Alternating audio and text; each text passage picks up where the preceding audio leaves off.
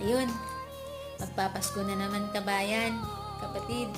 Malayo na naman tayo sa pamilya natin, no? So, tayo naman din yung maghahanap ng paraan paano tayo makakaramdam tayo ng complete, no? Yung kumbaga, yung kumpleto ka pa rin kahit na malayo ka sa pamilya mo. Ikaw pa rin yung gagawa ng paraan para maramdaman mong buo ka pa rin kahit na malayo ka sa mga mahal mo sa buhay. And how many years na hindi mo na sila nakakasama.